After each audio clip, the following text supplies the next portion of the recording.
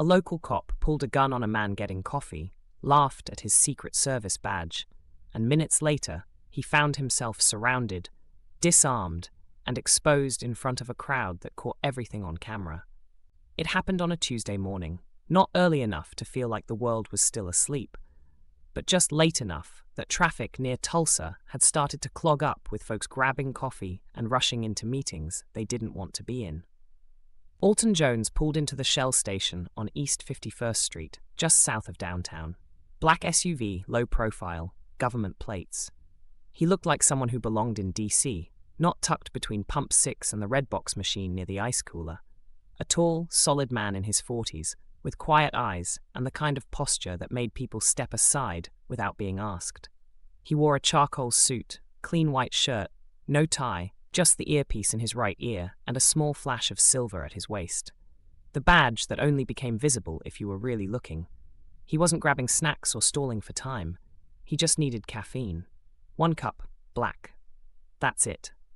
As he stepped out of the convenience store, coffee in hand, that's when the officer pulled in. Dale Mercer, county deputy.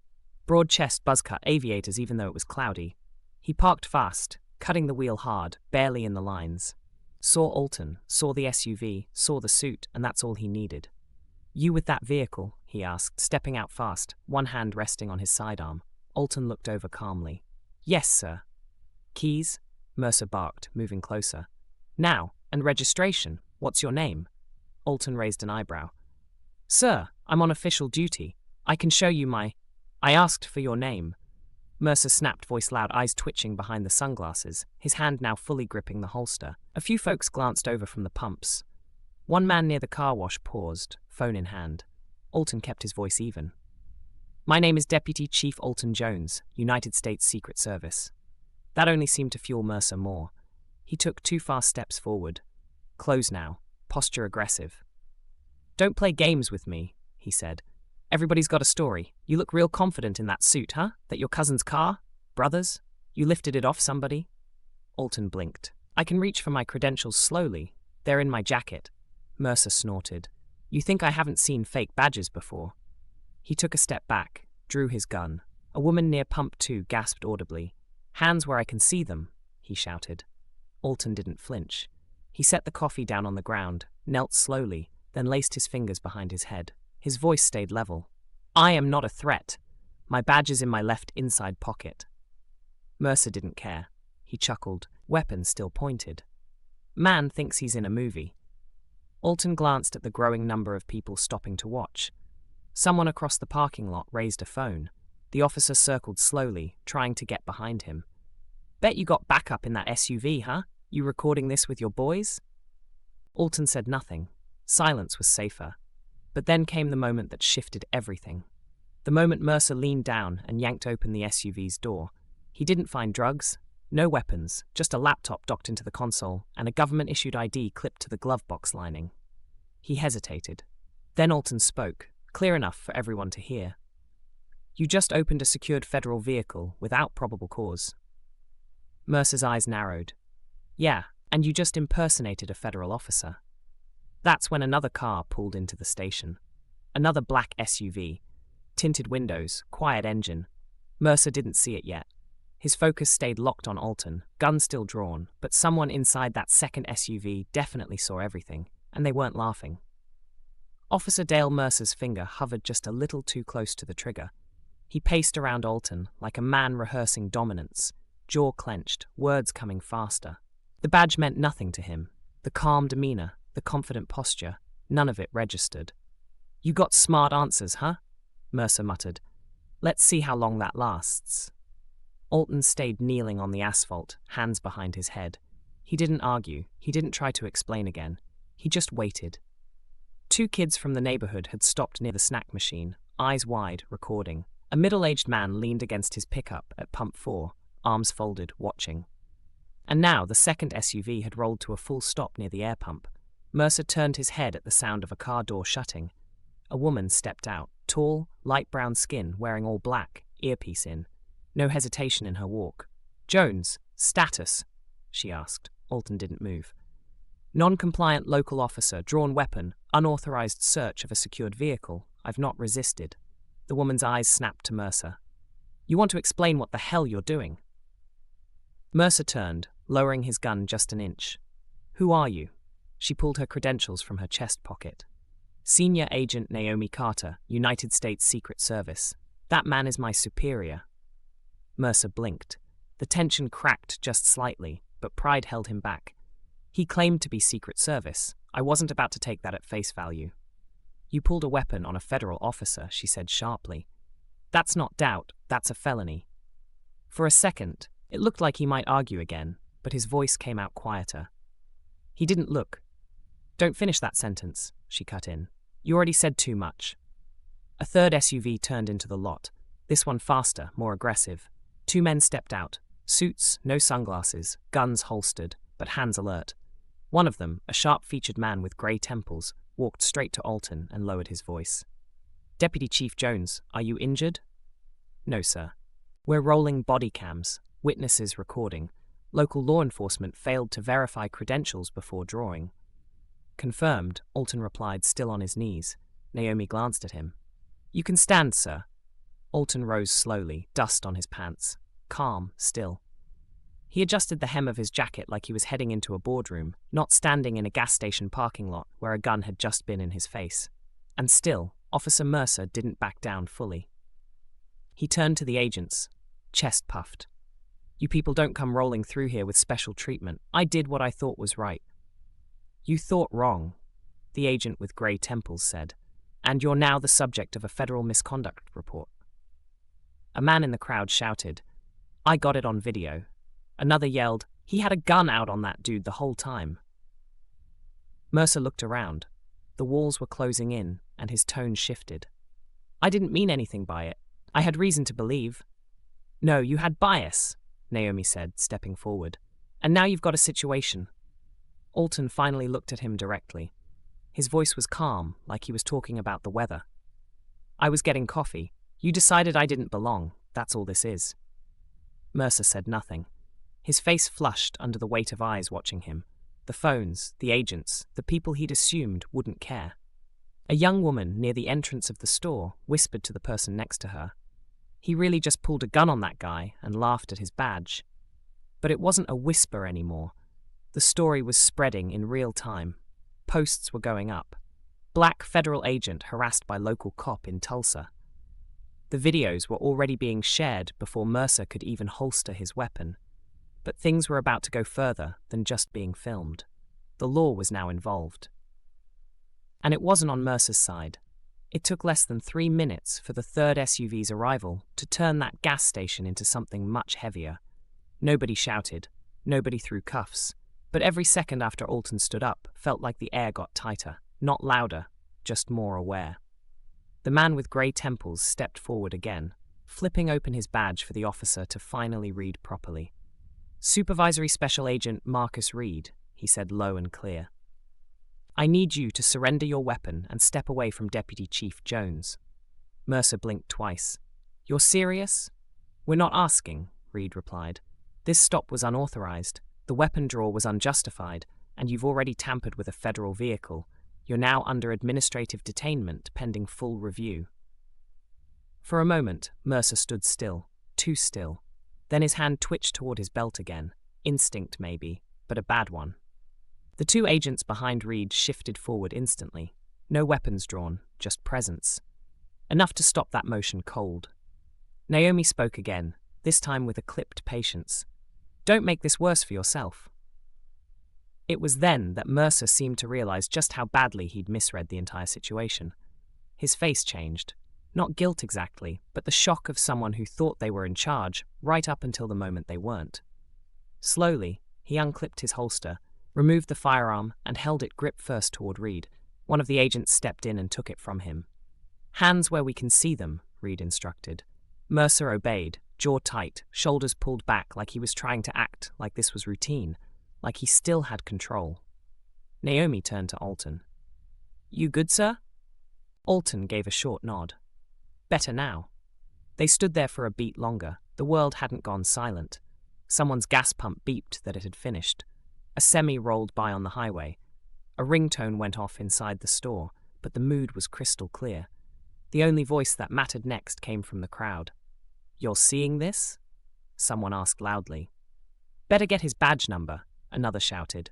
A guy near Pump 7 yelled, "Yo, I got the whole thing, man. The whole thing. You want it? I'll send it." Reed glanced over. "We'll want every copy, yes." "You're taking him in?" someone else asked. "No," Reed said calmly. "Not yet. We're processing it right here." 2 more black vehicles pulled in, this time unmarked sedans. Department of Homeland Security, likely notified when Alton's badge ID hit their alert system during the confrontation. At this point, Mercer looked like he was shrinking inside his uniform. It wasn't the weight of handcuffs or shackles. It was worse than that. The knowledge that it was all out of his hands, that the badge on his chest didn't shield him anymore. Reed walked toward him again. "Deputy, you'll sit in that vehicle over there while we finish initial reports. You'll be monitored and recorded." Mercer tried to speak. This isn't how things are done around here." "No," Reed said. "That's exactly the problem." Mercer got into the unmarked sedan without another word. As the agents turned back to their vehicles, Reed's voice dropped to speak only to Alton. "We'll get the preliminary documentation done by noon. Media is going to get hold of it fast. You sure you're ready for that?" Alton exhaled, slow but steady. "I didn't ask for this kind of attention." "You didn't, but it found you." Across the lot, a young man looked straight into his phone camera, still filming. "Yo, this just went crazy. Guy was just trying to get coffee. Secret Service cuffed a local cop. It's real out here." But the headlines weren't the end. They were just the start of a bigger storm. One the department and the public weren't ready to ignore. By the time the sun climbed to its peak over Tulsa, the video was already on 4 major news sites. The first post came from someone named @TulsaWatch, a grainy but clear 30-second clip where Officer Mercer could be seen aiming his gun while Alton knelt calmly on the pavement. The caption: "He told him he was Secret Service." Dude laughed. "Guess who's in cuffs now?" The post hit 50,000 shares before the hour was out. Inside the Field Command SUV parked near Pump 8, Alton sat with Naomi, Marcus Reed, and a DHS liaison named Rachel Fenwick. She typed quickly, occasionally glancing at the footage being forwarded to them in waves. "We've confirmed 5 separate videos from civilian bystanders," she said. "Audio's clean on 3 of them. No editing, straight uploads." Reed looked over at Alton. "You want to go on record today, or wait for official channels?" Alton shook his head. "No press. Not now. If they want the truth, they can wait for the report." "You're going to get pressure, public, internal, political. We're already getting media requests. MSNBC, The Hill, even local radios asking for your name." Alton's expression didn't shift. "Let them guess for now." Across the lot, Mercer sat in the back of the government sedan, not cuffed, but visibly shaken. His department liaison, a red-faced man named Lieutenant Briggs, was now on scene, walking in wide circles around the vehicle and muttering into his phone. Inside the gas station, the clerk, a wiry guy with a goatee named Eddie, stood with his arms crossed, watching through the windows. "I've seen him before," Eddie told one of the agents who came in to take his statement. "The cop, Mercer, he always acts real twitchy. Had a yelling match in here once, 'cause I wouldn't unlock the beer fridge early." "Did you witness today's incident from inside?" the agent asked. Eddie nodded. "Saw it start. Thought it was a robbery or something. Then I saw the dude kneel and say he was Secret Service. That's when I pulled out my phone, but the lady agent showed up before I could record anything useful." The agent made a note. "Would you be willing to make a formal statement if needed?" Eddie sighed. "Yeah, I don't want that happening to me just 'cause I wear a jacket somebody don't like." Back in the SUV, Naomi looked over at Alton. "You sure you're good?" He gave a small nod. "I'm used to watching things happen to other people, not being in the middle of it. You handled it like a machine." "I had to. If I moved too fast, I'd be the story, but not the kind that ends in a headline, the kind that ends in a funeral." Reed didn't say anything for a moment. Then he adjusted his seat and turned to Rachel. "What's the department doing about Mercer's status?" "Placed on administrative leave, pending full investigation. No badge, no gun, no access to internal systems. IA is opening a parallel inquiry," she replied. "Governor's office called yet?" Not yet, but I give it an hour, maybe less. Outside, the crowd had mostly thinned. A few stayed back, waiting to see if there'd be more drama, but most just left with their own stories to tell. Stories they'd probably bring up over dinner or post on Facebook later that night. One woman, thin silver braids, leather sandals, leaned into her car window and said to her daughter, "You see that man? That's how you hold your ground without losing your soul." Alton, still seated inside the SUV, stared straight ahead, not angry, not gloating, just processing. "This isn't just about me," he said finally. "This happens all the time. Only difference is I had a badge and backup. Most people don't." Naomi rested her hand briefly on the back of the seat in front of her, and that's why it matters that the whole country saw it happen. But the conversation wasn't done. Not by a long shot. The fallout was about to get louder, and this time, nobody could pretend they hadn't seen it. By early afternoon, the footage had already become the top trending topic across multiple platforms. The hashtag Alton Jones was plastered across feeds, alongside captions like, "He stayed calm, they tried him, they failed, and how many times has this happened when no one's filming?" Cable news stations ran the story on repeat, their lower thirds reading, "Black Secret Service official wrongfully detained at gas station. Officer draws gun on federal agent, caught on video." And just like that, Tulsa became the center of a national conversation. Inside a secure DHS command post, Alton sat at a long steel table as legal advisors and communication officers debated strategy. "We can't keep your name out of it anymore," said Marion Cho, DHS Media Counsel. "Your photo's already out. Somebody from your high school posted a yearbook pic, and the local newspaper confirmed your position. They're requesting an on-camera interview," another added. CNN, PBS, even a morning show. Alton rubbed his forehead, leaning back in his chair. "I don't want to be the face of anything." "But you already are," Cho said gently. "Even if you don't speak, the footage does." He glanced toward the muted TV in the corner. On screen, a clip played showing him kneeling calmly on the asphalt while Mercer's gun hovered inches from his head. The audio wasn't needed. The image said enough. The room quieted when a field agent entered with a folder. Preliminary review of Officer Mercer's personnel file. Multiple complaints for aggressive conduct. 2 use-of-force incidents in the past 5 years. No suspensions. All complaints closed without formal discipline. Cho shook her head. "They're going to eat that alive on national television." Alton stood and walked to the window. Outside, the street buzzed with press vans, protesters holding up hand-painted signs, and onlookers just hoping to catch a glimpse. He'd been in high-stakes operations before, international summits, presidential details, overseas threats, but none of it felt like this. Not this personal, not this exposed. A low knock at the door interrupted his thoughts. An older man with salt and pepper hair stepped in, Director Herman Blake, head of regional field operations. "Mind if I speak with you alone?" Blake asked. The others cleared out without a word. Once the room was empty, Blake leaned against the table. "You handled it better than most would have," he said. "Hell, better than I would have." "I didn't see a choice," Alton replied. "He made one. I reacted." Blake nodded slowly. "I know men like Mercer. They don't usually see this kind of pushback. Not unless it ends with blood. This time it didn't. That means something." Alton exhaled through his nose. "It shouldn't have to mean something just because I lived through it." Blake looked at him for a long moment. "You want to walk away from this quietly? I'll support you. But I think people need to hear from someone who didn't lose their cool. Someone who didn't raise his voice, didn't take the bait, didn't reach for anything but his credentials." Alton looked over at the television again. This time, the screen showed side-by-side photos, his federal ID and a still from the video. Commentary scrolled along the bottom. More faces talking than listening. Finally, he turned back to Blake. "Then I want to do it my way. One statement, one time, no spin." "Understood." As Blake left, Alton sat back down and opened a legal pad.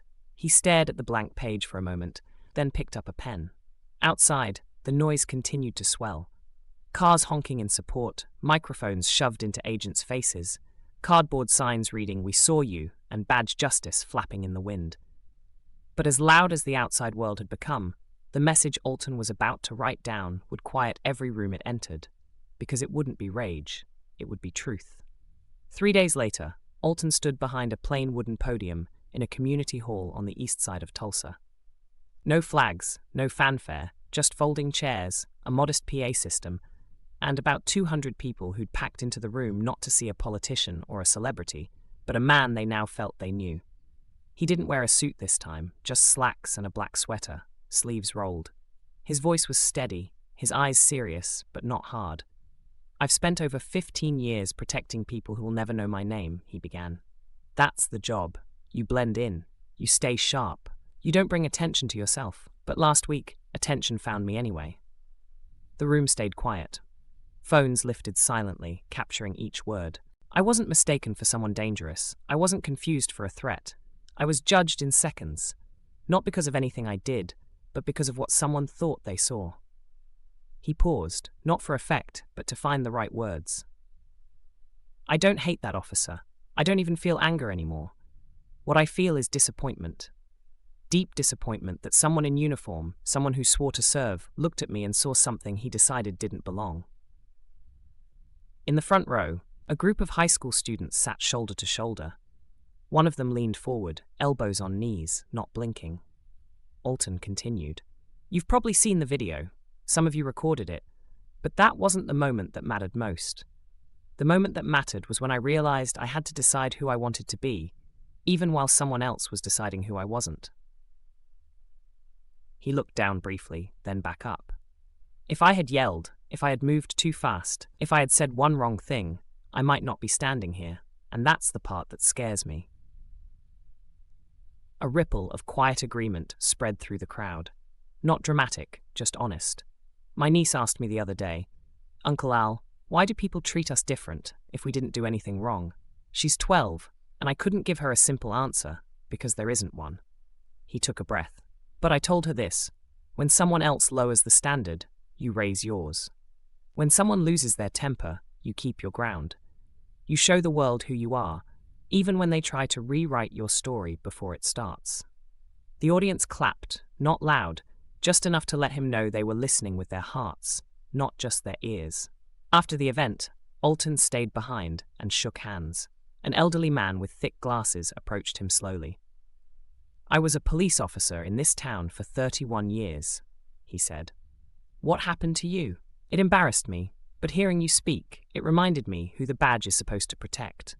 Alton nodded respectfully. "Thank you, sir. That means a lot." Later that night, back at his sister's house, he sat at the kitchen table while his niece Brianna colored in silence. "Did people believe you today?" she asked softly. "I think so." She didn't look up. "Do you think it'll happen again?" Alton didn't answer right away. "I think some people will always make the wrong assumptions, but I also think people are watching now, learning, listening." Brianna finally glanced up. "You didn't yell?" "No," he said, "but I spoke loud enough." But even as the room emptied and cameras turned off, what lingered wasn't the video anymore. It was the voice of a man who refused to let someone else define him. The internal investigation took 2 weeks. Dale Mercer was suspended without pay, pending a disciplinary hearing. His patrol record, once ignored, was now under the microscope. Complaints that were once dismissed as misunderstandings started to look like a pattern. The department released a statement calling the incident regrettable and vowing to review community engagement protocols. It didn't say much. People noticed. Alton didn't comment. He didn't do the talk shows. He didn't sign book deals or post threads. He went back to work. 3 weeks after the Shell Station incident, he stood again in front of a group. But this time it wasn't cameras or a crowd. It was a classroom of young recruits at a federal training facility in Norman, Oklahoma. Future agents, faces still full of sharp angles and bright ideas. "Your job," he told them, "isn't just protection. It's not just logistics or surveillance or strategy. Your job is to see." He let the word hang. To see what's really happening in a moment when everything's moving fast. To see what's beneath the surface, even when your instincts tell you to jump, because one wrong decision can't be undone. A trainee raised his hand. "Sir, how do you train for something like that?" "Staying calm, I mean." Alton smiled, the kind that doesn't stretch too far. "You don't train for calm, you train for clarity. And clarity doesn't come from ego. It comes from listening, from patience, from knowing that if you're right, you don't need to yell about it. After the session, a few lingered. One young woman in her 20s, Asian American, maybe 5'3", voice soft but precise, approached him quietly. "My brother saw your video," she said. "He doesn't trust law enforcement at all. But when he saw how you handled it, he said, maybe not all of them. I just wanted you to know." Alton nodded once. "Thank you." He didn't need validation, but moments like that, they mattered. Later that evening, he sat on the small back porch of his hotel, sipping water, watching the horizon fade into dark blue. His phone buzzed with an alert. A national op-ed had just published his full statement, calling it measured, powerful, and overdue. He didn't read the article. Instead, he sent a quick message to Brianna. "Keep asking questions. That's how we fix things. Love you." She replied seconds later with a picture of a drawing, him standing tall in his suit, next to a figure in a police uniform, both under the words she'd written in thick crayon. "Be better than what they expect." He smiled, not because it made everything okay, but because it reminded him that some stories don't end. They just keep teaching. This one taught a few lessons. That respect without bias is a choice. That silence can be strength. That dignity doesn't always come with volume. And maybe most important, that doing your job well isn't enough. You also have to carry it with character, even when the world's pointing a weapon at you. Because how you carry yourself when no one believes you, that's when your real badge shows.